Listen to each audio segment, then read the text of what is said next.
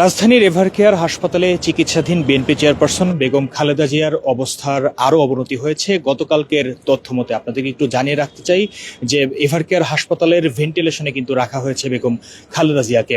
আমরা যেমনটি জানতে পেরেছি যে এখানকার দেশি বিদেশি চিকিৎসক যে টিম আছে, মেডিকেল বোর্ডের একটি সমন্বিত গঠিত যে টিম, তাদের তথ্য মতে কিন্তু গতকাল বৃহস্পতিবার দুপুর 1টার সময় কিন্তু এই আপডেট আমাদেরকে জানানো হয়েছে। রাজধানী এভারকেয়ার হাসপাতাল থেকে কালের কণ্ঠ লাইভে আপনাদের সাথে যুক্ত হয়েছে আমি আসিফ পার্থ। আমরা একটু আপনাদেরকে এখানকার পরিস্থিতি সম্পর্কে যদি একটু জানাই যে এখনো কিন্তু আমরা দেখছি প্রচুর সংখ্যক আইন শৃঙ্খলা বাহিনীর সদস্য তারা কিন্তু এই মুহূর্তে এভারকেয়ার হাসপাতালের সামনে তারা কিন্তু আছেন এবং পর্যায়ক্রমে কিন্তু আইন শৃঙ্খলা বাহিনীর যারা সদস্য আছেন তাদের কিন্তু এখানে বাড়ানোই হচ্ছে নিরাপত্তা।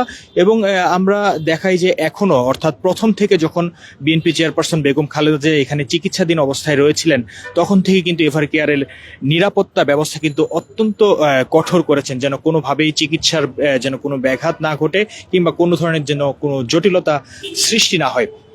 একটু যদি আপনাদেরকে তথ্য দেই যে গতকালকে আমরা যে সূত্রটি পেয়েছিলাম বিএনপির মিডিয়া সেলের পক্ষ থেকে, তারা আমাদেরকে যেমনটি জানিয়েছিলেন যে এখনো কিন্তু নিবিড় পর্যবেক্ষণ রয়েছেন বেগম খালেদা জিয়া। মেডিকেল বোর্ডের পক্ষ থেকে কিন্তু বিবৃতিতে স্বাক্ষর করেন এভারকেয়ার হাসপাতালের অধ্যাপক ডাক্তার শাহাবুদ্দিন তালুকদার। এই বিবৃতিতে গণমাধ্যমে পাঠিয়েছেন কিন্তু বিএনপির মিডিয়া সেলের এই সদস্যরা।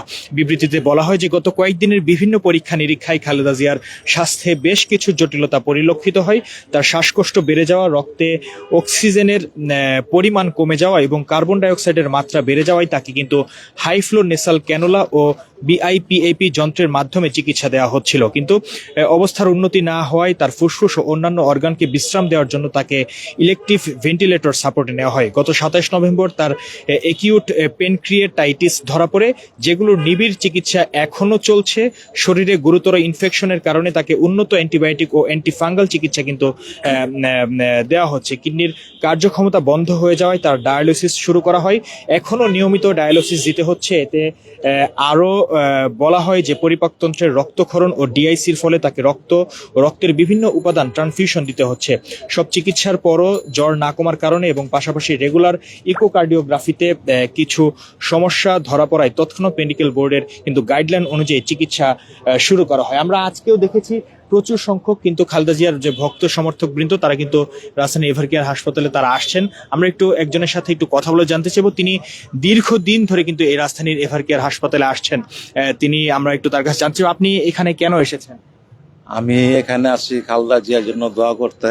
আমি 19 সালের থেকে 18 সালের থেকে আমি খালেদা জিয়ার দোয়া করতে আসি। যে সময় খালেদা জিয়ারে জেলে ঢুকায় তখন আমি কাঁদছি।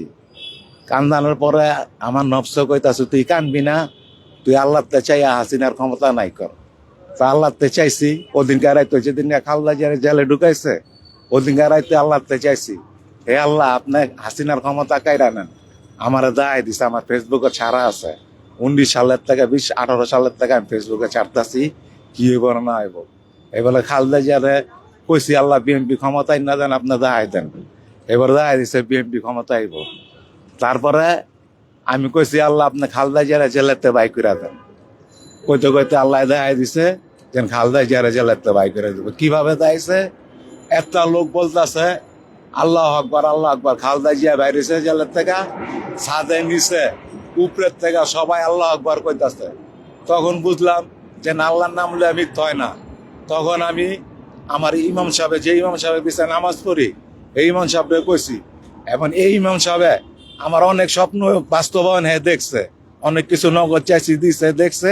এবারে হাতে পায়ে ধরছি যে আপনি খালেদা জিয়া, আমি তো যাইতে পারলাম না, আমি আনপাবলিক, আমার কথা বিশ্বাস করব না, আপনি যান। এই ইমাম সাহেব আরেকজন ইমাম সাহেব লইয়া, খালেদা জিয়ার আইনজীবী, সে মারা গেছে, তার কিডনি নষ্ট হয়ে গেছিল, তার কাছে গিয়া বলছে যে খালেদা জিয়া বাইরে। সে আইনজীবী বলছে যে কিভাবে বাইরে, অসম্ভব, আমরা এত চেষ্টা করতাম। এখন তিনি দীর্ঘদিন অসুস্থ, তার জন্য দোয়া করেছেন। আর এখানে কি প্রতিদিনই আসেন? আমি এখানে প্রতিদিন আসি বলতে কালকে আসছি। আমি সারা রাত ঘুমাইতে নাই, বনিকে জায়গা পাই নাই। আমি সারা রাত দাঁড়ানোর কাটাইছি রাত্র। এখন আমার চাওয়া হইলো এই যে আমি আল্লাহ থেকে খালেদা জিয়ারে চাইয়া জেলাতে বাই করলাম, আমলি সরকার আল্লাহতে চাইয়া নাই করলাম। আমার ফেসবুক এমডি টিপু সুলতান, উনি গেলে আপনারা দেখতে পারবেন আমার যত ভিডিও, হ্যাঁ হ্যাঁ, আমার ওই ফেসবুক আইডি গেলে আপলোড দেখতে পারবেন, আল্লাহ যেটি যেটি দেয় আমি ফেসবুকে ছাড়ি। তাই আমি খালা আল্লাহর কাছে কইছি, আল্লাহ এর আগে খালদা জিয়ার হাত পা পঙ্গু হয়ে গেছে লগা, তখন আমি করছি দোয়া করছি, দেখাইছে তখন রুমি ফারানায়, তখন টকশির ভিত্তে বলছে জেন, রুমি ফারানায় বলছে টকশির ভিত্তে জেন সে আল্লাহর ওলি, সে দোয়া করছে, তার আঙ্গুল গিলি সুদ হয়েছে, হাত পাও সুদ হয়েছে। ঠিক আছে, তখন আমি ধন্যবাদ আপনাকে। আমরা অনেকেই দেখছিলাম যে এখানে আসলে প্রচুর সংখ্যক তাদের ভক্ত সমর্থক বৃন্দ, তারা কিন্তু এই মুহূর্তে রাজধানী এভার কেয়ার হাসপাতালে তারা আসছেন। অনেকেই এসেছেন, আমরা অনেকের সাথে কথা বলেছি, কেউ কেউ সকালে এসেছিলেন, তারা চলে গিয়েছেন, আবার এখনো অনেকে আসছেন, কেউ কেউ প্রতিদিন এখানে এসেছেন। অর্থাৎ তাদের যে প্রিয় নেত্রী, তাদের যে বিএনপির সর্বোচ্চ নেতা, বিএনপির চেয়ারপারসন বেগম খালেদা জিয়া, তিনি দীর্ঘদিন যাবৎ অসুস্থ, তিনি দীর্ঘদিন যাবৎ এই অসুস্থতা নিয়ে সংগ্রাম করে গেছেন, দেশের জন্য লড়াই করে গেছেন, যে ত্যাগ স্বীকার করে গেছেন, সবকিছুর বিনিময়ে বেগম খালেদা জিয়া যেন অতি দ্রুত সুস্থ হয়ে ওঠেন। তার নেতাকর্মী, তার ভক্ত সমর্থক বৃন্দ, তাদের একটাই কিন্তু আসলে আশা। আমরা আপনাদের একটু আরো জানিয়ে রাখতে চাই যে মেডিকেল বোর্ডের সদস্যরা বিবৃতিতে তারা আরো জানান, দেশি বিদেশি বিশেষজ্ঞ চিকিৎসকদের সমন্বয়ে গঠিত মেডিকেল বোর্ড প্রতিদিন খালেদা জিয়ার শারীরিক অবস্থা নিবিড়ভাবে পর্যবেক্ষণ করে তার কিন্তু চিকিৎসা তারা দিয়ে যাচ্ছেন। এবং একটু যদি আপনাদেরকে জানাই যে আমরা আপনাদের কাছে তারা বলেন, বিনীত অনুরোধ করছি কোনো অনুমান বা ভুল তথ্য প্রচার না করে মেডিকেল বোর্ডের প্রতি তারা আস্থা রাখুন, এমনটিও তারা জানিয়েছেন। রোগীর ব্যক্তিগত গোপনীয়তা ও মর্যাদা রক্ষায় তারা সবাইকে সহযোগিতা করতে বলেছেন মেডিকেল বোর্ডের পক্ষ থেকে। এবং তারা জানান যে তাদের মেডিকেল টিম সর্বোচ্চ পেশাদারিত্ব, সতর্কতা ও আন্তরিকতার সঙ্গে তার চিকিৎসা চালিয়ে যাচ্ছে। খালেদা জিয়ার জন্য মেডিকেল বোর্ড ও তার পরিবারের পক্ষ থেকে সবাইকে দোয়া করার জন্য কিন্তু তারা আহ্বান জানিয়েছেন।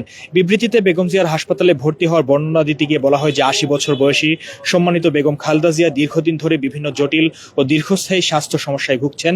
এর মধ্যে রয়েছে লিভার সংক্রান্ত জটিলতা, কিডনি সংক্রান্ত জটিলতা, হৃদরোগ, উচ্চ রক্তচাপ, ডায়াবেটিস, আর্থ্রাইটিস ও ইনফেকশনজনিত সমস্যা, যেগুলোর চিকিৎসা তিনি দীর্ঘদিন ধরে পেয়ে আসছেন। এবার নিজ বাসভবনে অবস্থানকালে তার শ্বাসকষ্ট, কাশি, জ্বর ও শারীরিক দুর্বলতা কিন্তু দেখা যায়। তারপর থেকে আমরা দেখেছি যে তাকে উন্নত চিকিৎসার জন্য রাজধানীর এভার কেয়ার হাসপাতাল কিন্তু আনা হয়েছে। আমরা সবশেষে একটু যদি বলতে চাই যে কিন্তু ক্রমান্বয়ে শারীরিক অবস্থার অবনতি হলে গত 23 নভেম্বর তাকে এভার কেয়ার হাসপাতালে ভর্তি করা হয়। ভর্তি পরবর্তী আমরা দেখেছি যে পরীক্ষা নিরীক্ষায় তার ফুসফুস, হৃদযন্ত্র, কিডনির অবস্থার দ্রুত অবনতি পরিলক্ষিত হয়। তাকে তাৎক্ষণিকভাবে কেবিন থেকে কিন্তু উন্নত চিকিৎসা ও নিবিড় পর্যবেক্ষণের লক্ষ্যে ক্রিটিক্যাল কেয়ার ইউনিটে স্থানান্তরিত করা হয়। তারপর থেকেই দেশবাসীর মধ্যে এক ধরনের চিন্তা যে আসলে কি হচ্ছে খালেদা জিয়ার চিকিৎসায়।